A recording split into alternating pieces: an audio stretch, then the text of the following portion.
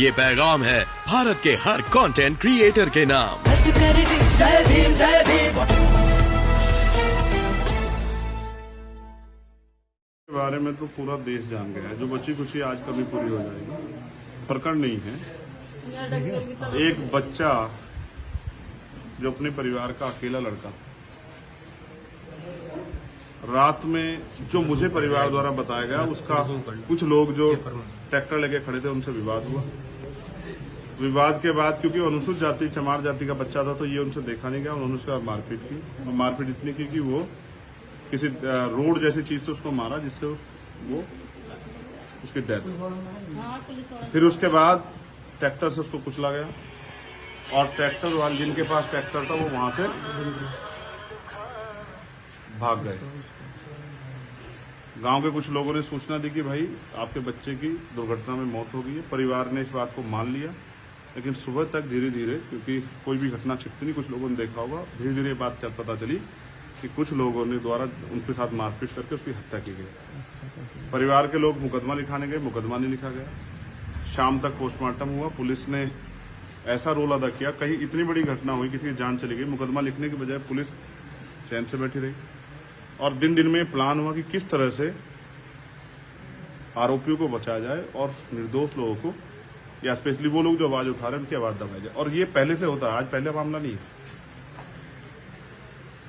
जो लोग वहां पोस्टमार्टम पे मांग कर रहे थे उनके साथ मारपीट हुई, जो लोग गांव में चले आए उनके साथ मारपीट हुई, 3-3 जगह मारपीट हुई। और जो बची कुछ कसर थी, आरोपियों ने अपने आप को बचाने के लिए अपने अपने घरों में झूठ मूठ के तोड़ फोड़ के नाटक किए। हमने कई वीडियो में उल्टे बयान सुने, यहाँ के सच पता लग रहा है। मेरे साथ कमलेश जी हैं, उनकी बिटिया नहा रही थी, उसका गेट तोड़ दिया पुलिस ने। इनके यहाँ 27 तारीख को शादी है, इनका बेटा जो है जिसकी शादी अंकित थी वो पुलिस ने उठा के जेल भेज दिया। इनके घर का कोई ऐसा सामान नहीं जिसको नहीं तोड़ा। मैं कई घर देखे, किसी की मोटरसाइकिल तोड़ दी, कोई चिन्हित करके, जैसे एजेंडा बना के कि ये लोग अच्छा खा क्यों रहे, अच्छा पी क्यों रहे, अच्छे साधन क्यों उपलब्ध कर रहे हैं, चिन्हित करके। और पुलिस के साथ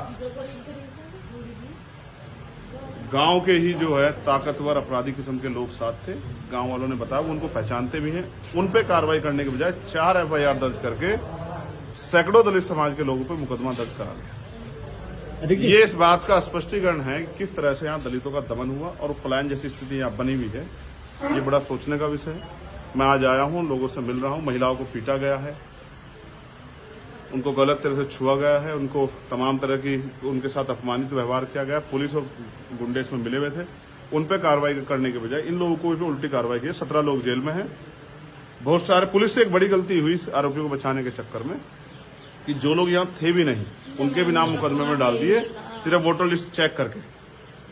और अगर पुलिस और अपराधी मिल जाएं तो आम आदमी का क्या होगा, ये भी सोचने का। और वही गाँव में हुआ। आज हम लोग यहाँ आए हैं, परिवार से मिले, अब हम यहाँ के अधिकारियों से मिलेंगे, गांव के लोगों से मिल रहे हैं, आकलन कर रहे हैं क्या क्या हुआ और सारी बातें अधिकारियों के सामने रखेंगे। और उन्होंने उचित कार्रवाई का आश्वासन नहीं दिया, हमारी मांगे नहीं सुनी, निर्दोष लोगों पे कार्रवाई करने का ये एजेंडा बना के रखा, तो ये स्वीकार नहीं होगा। हम इसके खिलाफ जो भी हमसे भरसक प्रयास होगा वो हम करेंगे।